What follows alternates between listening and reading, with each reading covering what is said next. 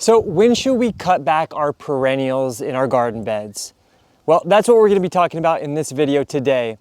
My name is Devin Wallien. Welcome to Plant Vibrations. My family and I, we've been in the horticulture trade since the 1960s, and I garden here in Westchester, Pennsylvania, Zone 6B.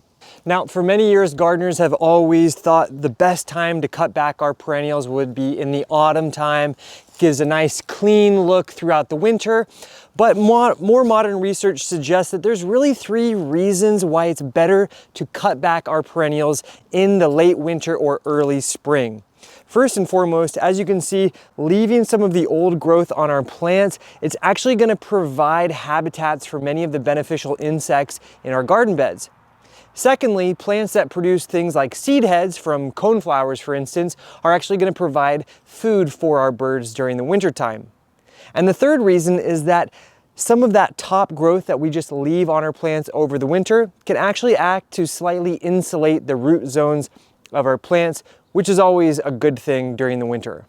Now, this is a good time to do this process for all of our herbaceous perennials.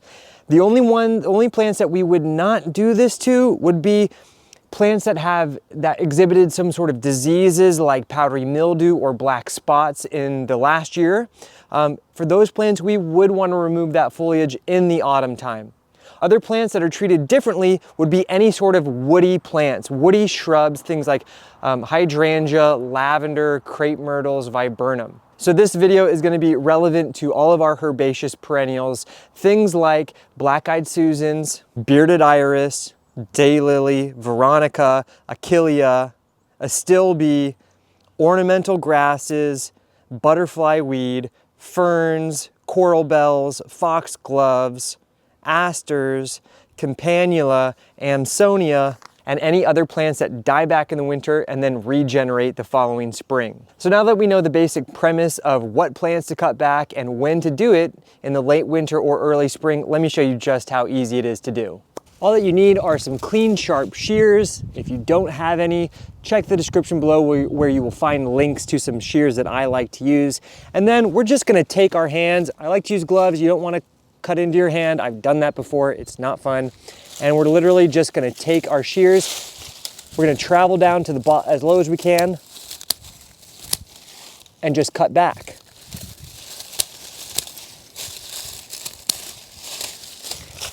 And then we will take this and add it all to our compost pile. Low-growing ground covers like this dianthus will also benefit from a nice shear back. And this will allow fresh foliage to start up.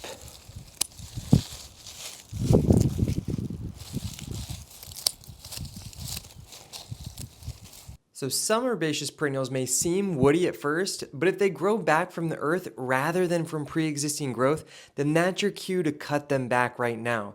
You might need to do a little research to double check. But for large areas where you really don't mind leaving that refuse on the garden floor, you can use a string trimmer and it's way faster. In this bed full of grasses and sedges, I just leave that cut material exactly where it lands and it's good to go. And once you've had a chance to cut back all of your perennials, it's also a great time to use some slow release fertilizer, which is my preferred way to fertilize all of my perennial beds. I just buy this Osmocote in bulk. You can also find a link to this. Super easy to use. Just take handfuls and just sprinkle it around.